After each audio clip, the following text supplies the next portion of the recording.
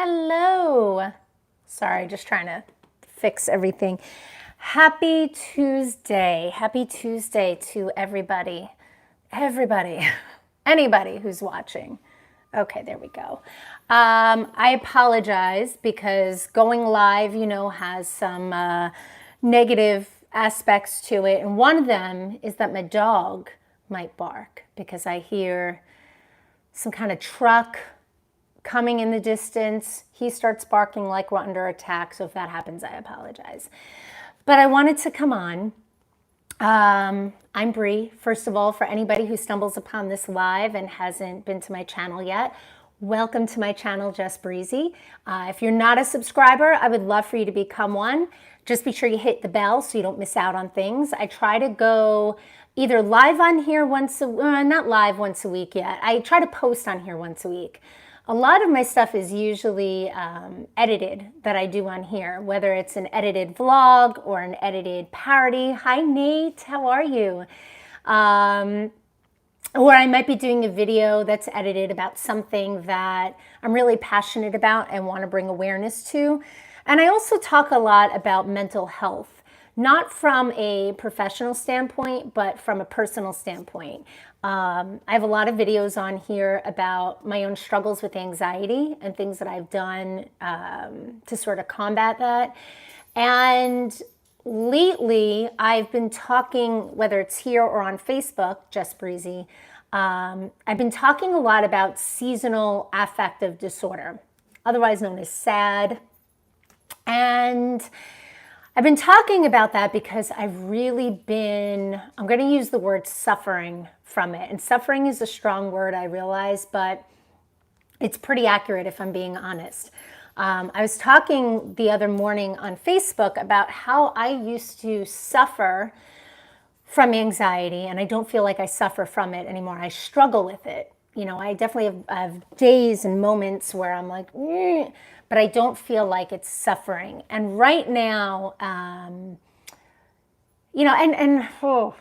and this is where I would probably edit it if I was recording, but I'm live, so I'm just going to go with it. Suffering is a tricky word because there are people who suffer, right, with things, cancer treatments, ALS, hunger, whatever it is. But I think suffering is also a personal thing. And when you feel like you're going through something that is affecting your ability to enjoy life, that could be your own personal suffering. And that's sort of where I feel like I'm at, to be quite honest with you right now. So it's interesting because I just got off the phone with my cousin, because I've been in this sort of state of mind of I want to talk about it because it's what I'm going through and what I'm experiencing. And I know others are talking about it too. But it's one of those things that have a stigma around it. Mental health has this stigma, and it's much easier for some reason for me to talk about anxiety than it is to talk about something that has the word depression in it. And I'm realizing, and I said this during my other live, that as much as I'm definitely of the mindset of I don't truly care about the judgment of others, part of me does. Part of me does care if my friends or family think I'm unhinged or unstable, not stable, whatever, because I'm talking about mental health. But I'm going to talk about it anyway. And I was just on the phone with my cousin because I wanted some honest feedback. And I'm like, I talk about this. Does this make me seem any way that I should be concerned about? Because I have 2 kids and I have friends in the community, and I don't want people to look at me differently. And then it's that thing of like, well, if you look at me differently and judge me, well, then do I really need you as a friend anyway? There's all those things that I think a lot of people kind of go through when they want to be honest about struggling with some part of their mental health. But that's where I'm at now. So for me to come on and talk about anything else, it would sort of be fake and it wouldn't be genuine. And I'm not very good at talking about things that I'm not feeling connected to. Some people are. Some people are really good at saying, you know what, I'm going to stick to this. and talk about this, even though I'm feeling like a sloth inside, like really heavy and slow, and I'm not good at that. What I'm good at is just saying, here it is, here's how I'm feeling, take it or leave it. So that's where I'm at right now, guys. And if it's too much for you, or if it's too repetitive, or if it's too triggering, that's okay. And I understand if you don't want to be part of the conversation. But if you're struggling through it yourself, then perhaps this is something that you can connect to. And I was talking about it live the other day about this whole idea of depression that really hits people on a seasonal basis, where a certain time of the year comes around. Thank you, Nate. I think it's good to be honest too. A certain time of year comes around, and a few weeks ago, maybe close to a month ago, I felt it creeping on me. And I was talking about how I thought that since I was very aware of it, that I could outrun it. I'm like, I'm going to keep doing my walks, keep eating right, keep listening to my music, keep doing A, B, and C. That really helps me with my anxiety, and it's going to help me with this seasonal depression. And where I'm at now, I kind of lost that race of outrunning it because it caught up to me. And it truly feels like, when I say it feels heavy and it feels like a weight, that's the only way I can describe it. Because, and I said this the other day on Facebook, it's not even so much a weight on my back, it's a weight here on my chest.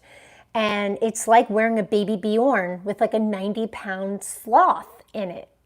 I know it's really bizarre wording, but that's how it feels. Like, sloths are big and slow, and I know they could be kind of cute, but they're just like, and that's this weight that it feels. And for anybody else that goes through it, I know you could probably attest to this too, that all of the things that made you happy and you were excited to do don't necessarily exist anymore, which is really frustrating and really crappy. As I take a sip of my overpriced drink. That's okay. So where I'm at right now is I am somebody who has too much free time on her hands. And I know some people would be like, oh my God, I'd kill for free time. I have too much free time on my hands. So I'm trying to work on that by getting my work schedule up and going to, a place that I'm comfortable with, because I work directly with people who have disabilities, who don't necessarily or can't necessarily wear a mask all the time. So I have to do what I'm comfortable with in that. And I'm trying as hard as I can to stick to the goals that I had for myself, for my channel, professionally, personally, all of that. But I'm struggling. Definitely having a hard time with it. Steven says it's like running away from a snowball coming down a hill in cartoons. Yes, and by the time, wait, don't leave. Where's the comment? It left. Okay. In the cartoons, by the time it hits you, it's boulder size. That's exactly what it is. And now the comments are covering my face and I can't. Wait a minute. Okay. This is the great thing about being live. Okay, there they go. I'm sorry. That is exactly it. That is really exactly it, where you're running from something that you see coming. It's not like you didn't see it coming. You're running from it, and by the time it hits you, it's so big and it's so enormous, and you're like, good damn. And that's sort of where I'm at. I'm in this place of, as soon as I wake up in the morning, I feel it. Before I go to bed, it's there. Throughout the day, it's just like, here I am. Hey, here I am, not going to leave.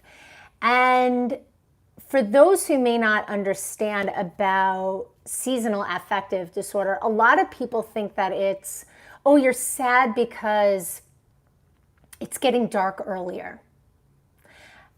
Yeah, that sucks. I hate that. But that's not all that it's about. It's not like I'm walking around so sad that it's going to be dark early. It's truly something that happens in you with serotonin levels.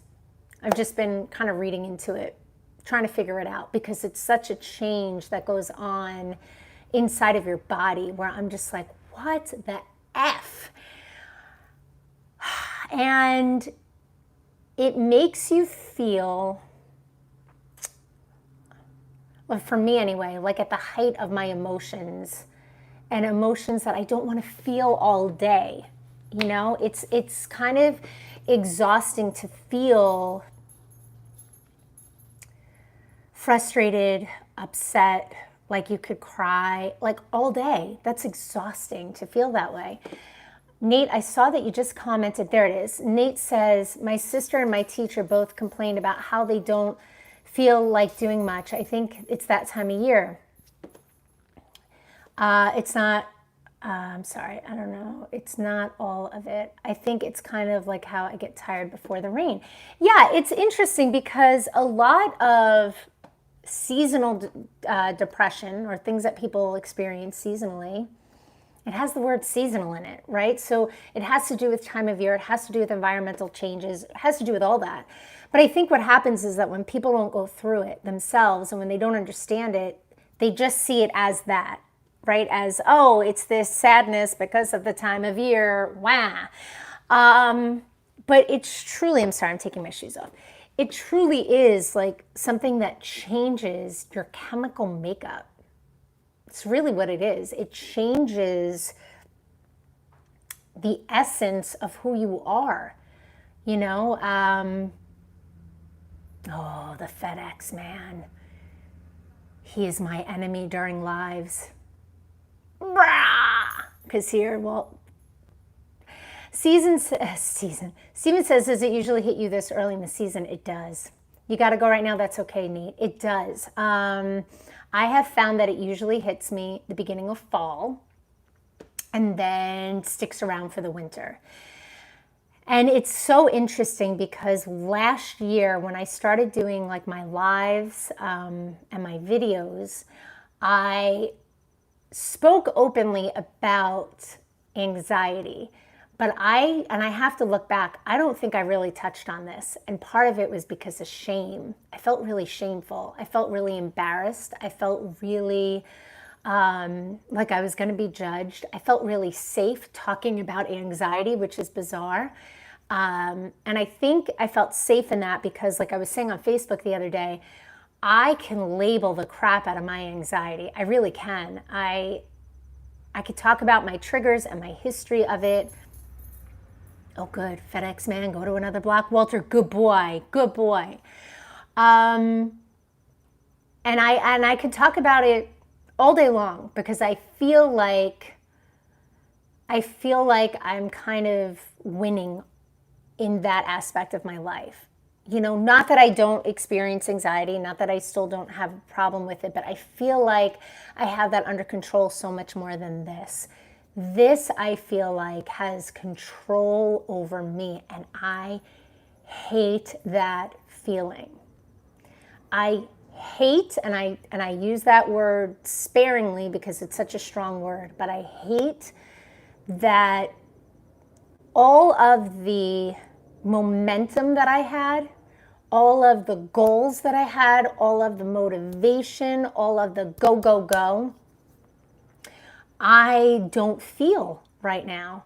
And I was talking about this the other day too on Facebook, how I think many of us who go through this, we're intelligent enough or aware enough to know the things that we should do to make ourselves feel better, right? I know Steve and I was talking about this.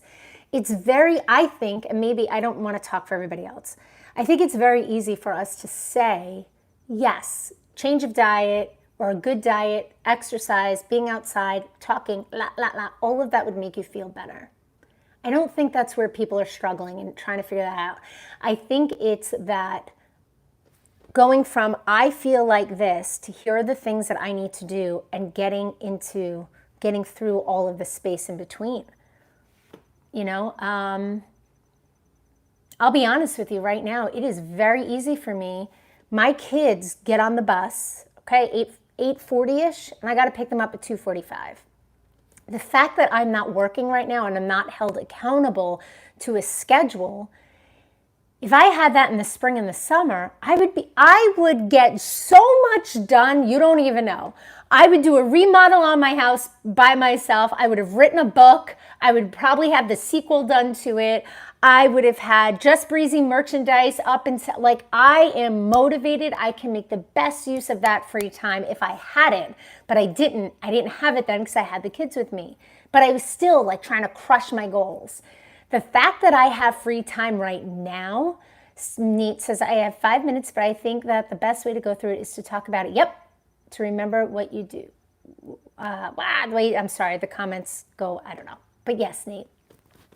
But the fact that I have this free time right now and I feel like this, it is like the worst combination possible. Because if I didn't feel like this, I'd be volunteering. I would be, I don't know, probably running for some sort of office in the Democratic Party. Like I'd be doing things because I like to be active. I like to be productive. I like to make a freaking difference.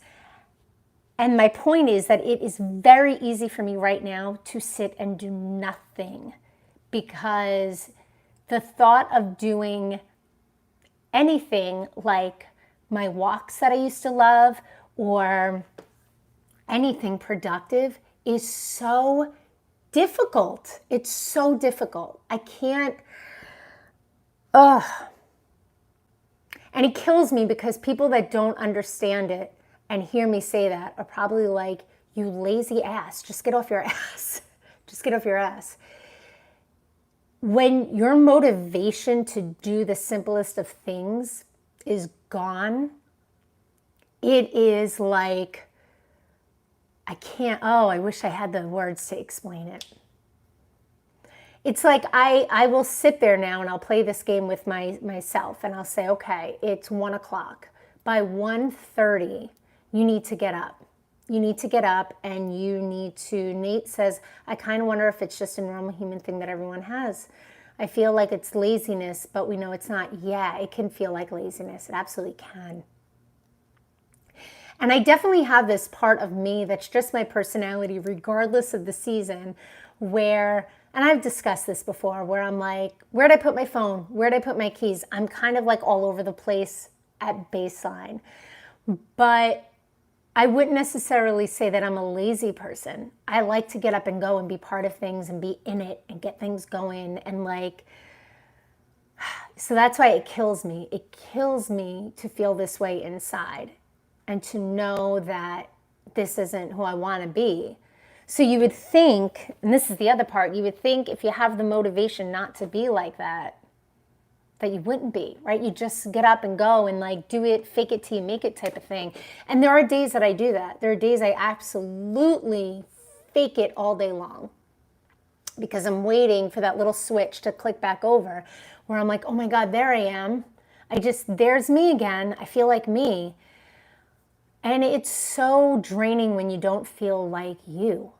And that's I think the worst part, at least for me, about seasonal depression.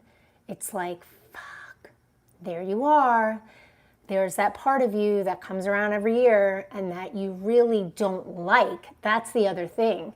That's the other thing, is that when I don't feel like this, for the most part, I kind of like me. Hi, Ed, how are you?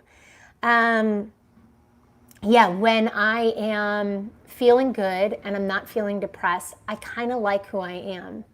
I like that I get things done. I like that I can make a difference for people. I like the way I feel, that I have motivation, that I get up and go. But when you're feeling depressed, it's very easy to look at yourself and be like, God, I don't like you. And that sucks. That really sucks to like have that narrative, Oh, crap. And this is where, if I wasn't live, I'd push stop, I'd calm myself down, and then I'd push record again. Every winter, some people suffer from depression. Yeah. And that's what I'm talking about, Ed. That's exactly it. And like, the fact that mine starts in the fall sucks because I was saying this the other day, like I love the no shame zone. Thank you, Stephen. I could say I don't like winter. I'm not a real winter person. I'm not one that's like, oh, let me get all up in the snowsuit and go skiing. Don't like that. Love the holidays, love that with the family, but I'm not a big winter person. I happen to freaking love the fall. I do. I love when I write down on a piece of paper all the fall things. I love it. But because of this, I don't get to enjoy it, you know? I love going to the soccer games, and winter does suck, Dave. Winter does suck. But I love the pumpkin picking in theory, and the soccer games and apple picking and all that stuff in theory, but I don't get to fully enjoy it. And it's weird, and I think other people could attest to this too when you go through it. You could be experiencing the happiest moment on the outside, you know, like surrounded by people you love.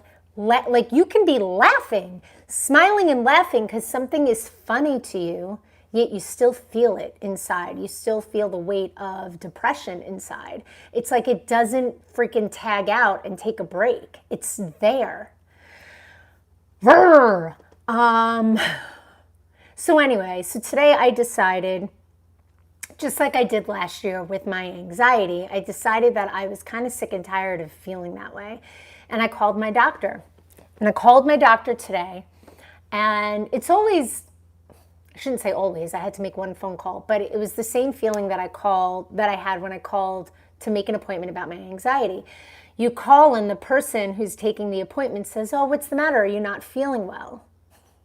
And you could lie and say, "Yeah, I'm not feeling well," and then just talk to your doctor about the truth when you get there. But I said to her, "No, actually I'm not, but it's not like I feel sick. I'm depressed, and I definitely have a seasonal depression, and I need to talk to my doctor about it." And she says, "Okay." And she said, "You know what? I understand. I have it too." And that's what I have to do, to talk to my doctor. And it's interesting because not only is there a stigma around mental health issues, but there's also a stigma around people who feel as though they need medication to help them through it. Because there are people that will say, "Don't do that. Don't do the medication route.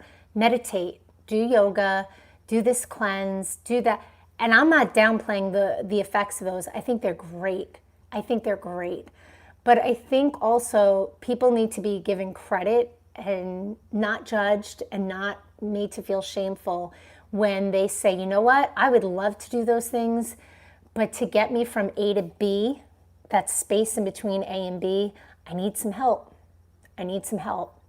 And that's where I'm at, you know, and I share that, and I have to be honest, it's hard to share that. Do what helps you best. Thank you, Stephen. Yeah. And it's funny, I'm sitting here and my legs are actually shaking because that's how nervous I am talking about this. Because I was talking to my cousin about this before I went live. Like, I don't want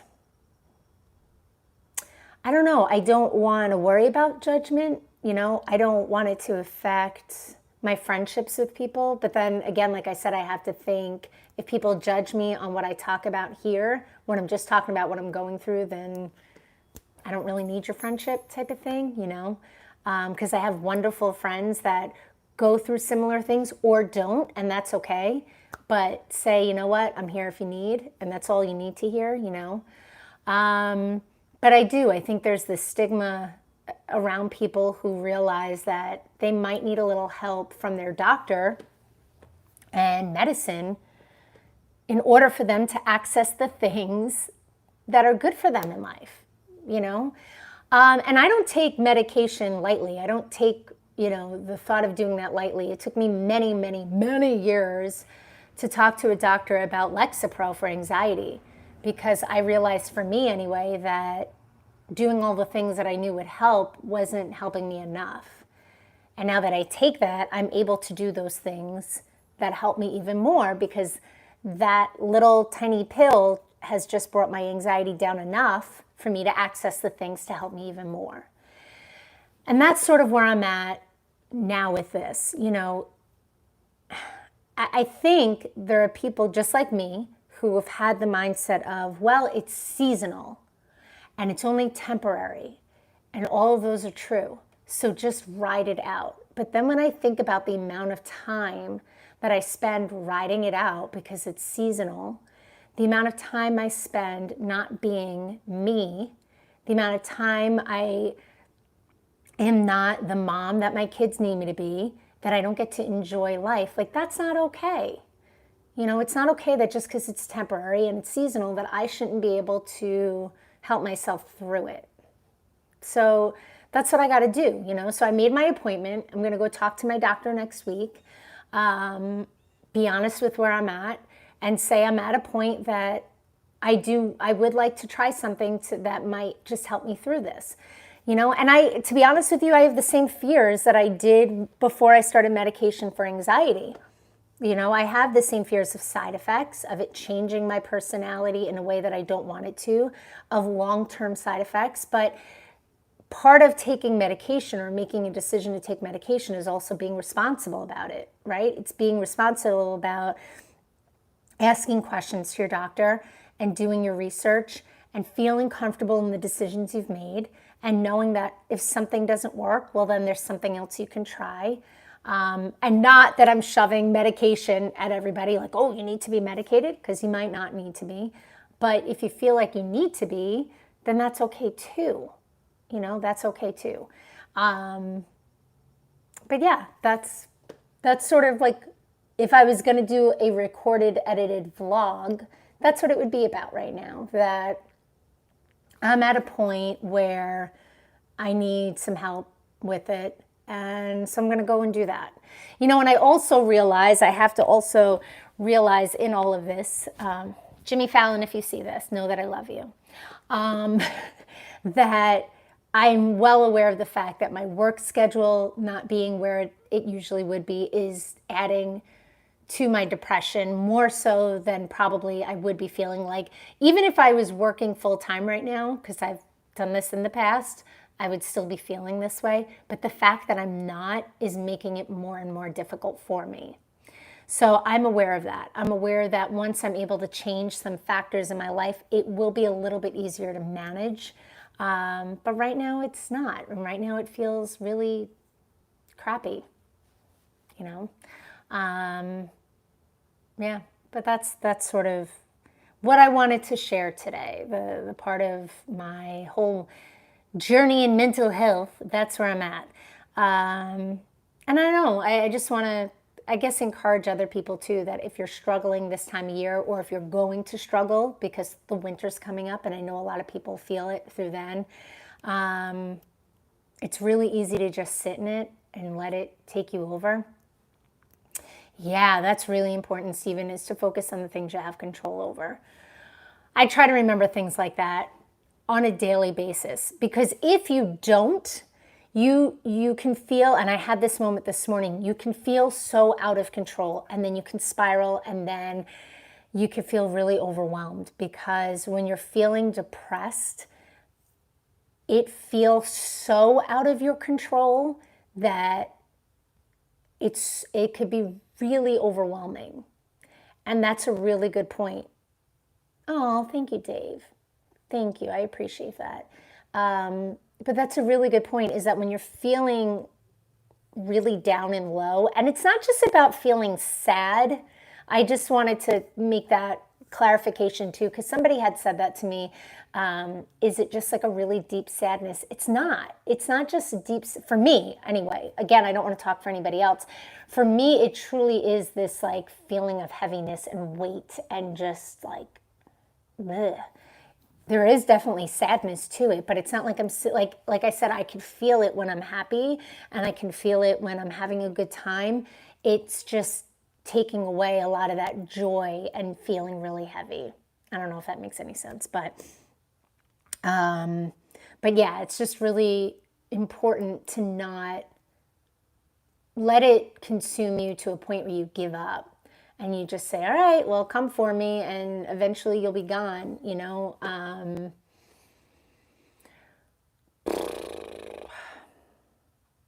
Yeah. It's interesting. I want to end on this note, and then I'm going to end. I have a friend, Mike and I have a friend who we haven't seen in a while. And I don't want to disclose this person's name or anything, because I don't know if his decision is completely made public or not. We have a friend who is living with a life-threatening and life-taking disease and has made a really profound choice that has now given him just a limited number of days left, because that's where they're at right now in life. And it's not about depression or anything like that. That's where they are in their journey of this disease, and medically they've made a decision for themselves that's going to end this journey for them. And that was really profound for Mike and I to hear, for so many different things and so many different reasons. And when I thought about the fact that this person literally has only a few days, right? Like, we talk about not knowing how long we have to live and making the most of our time and the best of each day. But then when you're in a situation where you literally pick the day and you know how many days you have left, that makes me think, like, God, how fortunate am I that I don't have to make that decision for myself, and that hopefully, God willing, I have many, many days. And I don't want to spend my days and my time feeling depressed.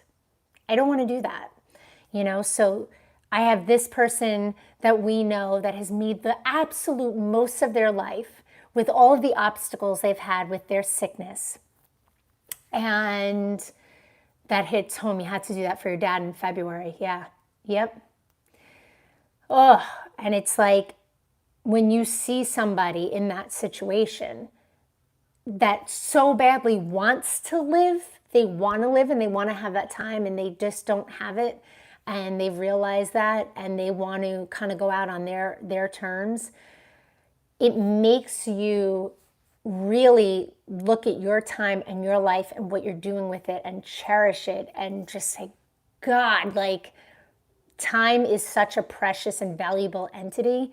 So that's why I just encourage anybody, and I encourage myself, that if there's things that we can do to help ourselves, then we got to do it. Whatever that is, whether it's the conversation with your doctor for medication, or for you, if it's that you're able to get up and go and exercise and you're able to get from A to B and not need medical help in between, like, we got to do that, because there are people out there that literally have a date that their life is going to come to an end. And I know it's pretty heavy, pretty deep stuff, but yeah, it's true. It's true. So that's sort of where I'm at, is that I've decided to just, like, try to take the reins on this a little bit and take control and ownership over what I can, because so much of it, time is precious. Time really is precious. And, like, we know that. We see it on coffee cups and t-shirts, but sometimes it takes, like, a big thing to make you realize, like, holy shit, that's so true, Yeah, I'm looking right now. My daughter hung this decoration in our tree because she wants our house to look scary for Halloween. And this thing is scary. My mom brought it for her. It's like, I don't know, like a ghoulish skeleton head with, like, black, and it's just flapping in the wind, and it's creepy as all hell, and I don't like it. And now it's looking at me. And that's just terrifying. Just turn around. Anywho. All right, guys. Well, thank you very much for listening. I think for a little while my vlogs are going to be lives, because that's just how I'm feeling right now. I'm feeling like just pushing live and talking and not having it be edited or with a music bed or with a pretty filter. And my husband's going to kill me for that, because that's his part and he likes all that. But for right now, this is sort of where I'm at. So for those of you who listen, I appreciate it. And those of you who don't, because this doesn't really connect with you, that's okay too. But I love you, and thank you so much for being part of it, and we shall chat again soon, okay? Have a good day, guys. Bye.